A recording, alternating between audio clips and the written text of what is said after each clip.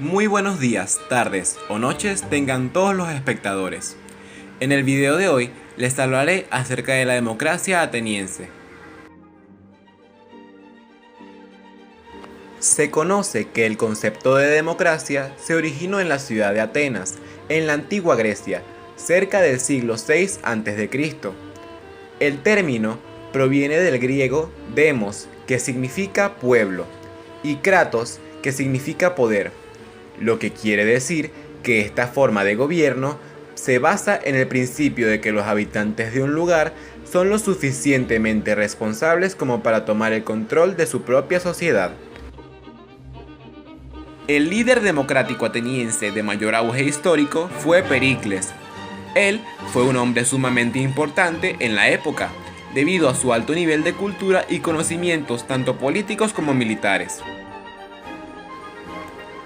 Toma el control de la ciudad desde el año 461 hasta el 429 a.C. y se considera este como el punto cumbre de la democracia ateniense. Logró hacer de la ciudad un lugar próspero, poderoso y culto. Fue esta prosperidad lo que permitió a Pericles promover la reconstrucción de la Acrópolis, que era el centro espiritual de la vida ateniense. Este había sido destruido durante las guerras con Persia. Para lograr su objetivo, él crearía un ambicioso plan de renovación arquitectónica de la ciudad, que tiene en el edificio de la Acrópolis su punto culminante. Dentro de esta edificación se concentran los principales templos de culto. Se conoce una importante festividad religiosa llamada Panatenea, en honor a la diosa Atenea, que se realizaba anualmente en este templo, y en ella se realizaban sacrificios, procesiones y fiestas nocturnas.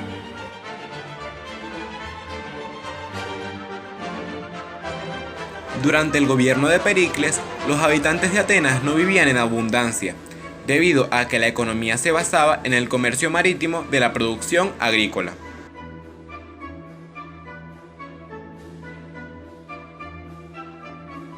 En este periodo era sumamente importante la participación del pueblo en la toma de decisiones, que se efectuaban por medio de la asamblea, que se realizaba una vez por semana.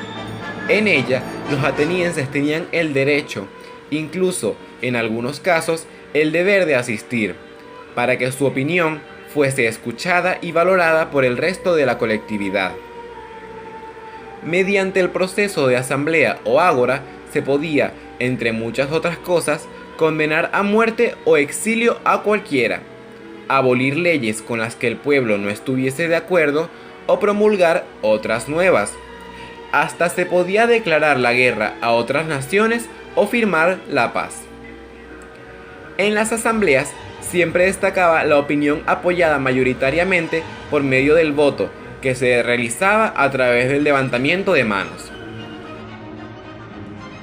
Es importante decir que solo los hombres nacidos de atenienses eran los privilegiados de asistir a la asamblea, y el número de habitantes de Atenas que cumplían dicho requisito era menor al 10% de la población total.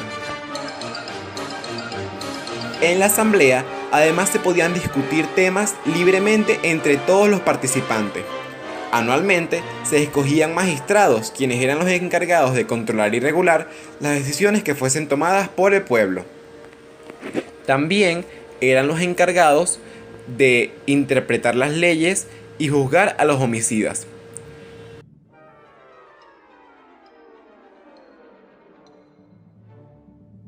Como en todo gobierno, Pericles y sus allegados no fueron inmunes a los ataques de las facciones rivales. Tanto él como dos de sus socios más cercanos, Fidias y su compañera Aspasia de Mileto, se enfrentaron a una serie de ataques personales y judiciales. Fidias, que había estado al cargo de todos los proyectos de construcción, fue acusado en primer lugar de la apropiación indebida de oro destinado a la estatua de Atenea, y más tarde de ofensa moral. Esta última se basaba en que, al crear la batalla de las Amazonas en el escudo de Atenea, dibujó una figura que se parecía a él mismo en la forma de un hombre calvo, y también insertó a alguien que se parecía a Pericles luchando contra una amazona. Los enemigos de Pericles también encontraron un testigo en su contra llamado Menón, quien posiblemente era falso. Por su lado, Aspasia, que era conocida por su capacidad como conversadora y consejera, fue acusada de corromper a las mujeres de Atenas con el fin de satisfacer las perversiones de Pericles. Estas acusaciones probablemente no fueron más que demandas sin fundamento, pero la experiencia en sí supuso un trago muy amargo para el líder ateniense. Aunque Aspasia fue absuelta gracias a uno de los escasos arranques emocionales de Pericles, su amigo Fidias murió en prisión y otro amigo suyo, llamado Anaxágoras, fue atacado por la asamblea por sus creencias religiosas. Entre los años 431 y 404 a.C. se desarrolla un acontecimiento sumamente importante para la historia. Estoy hablando de la Guerra del Peloponeso, en la cual Esparta y Atenas, las dos polis más importantes de Grecia, se enfrentaron en una feroz lucha de la cual los espartanos salieron triunfantes. La causa principal de este conflicto fue el incremento del poder ateniense al mando de Pericles, lo que causaba un gran temor en el pueblo espartano. El pueblo ateniense llevaba ventaja en cuanto a tropas militares marítimas, pero los espartanos eran mejores en combates en tierra.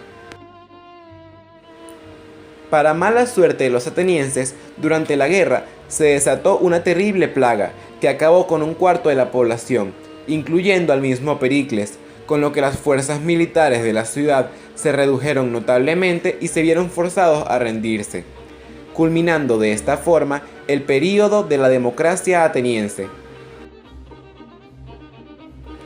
Podría seguir hablando mucho más de este tema, pero por ahora lo voy a dejar hasta aquí. Espero que les haya gustado. Si fue así, no olviden darle me gusta y suscribirse. Nos vemos la próxima.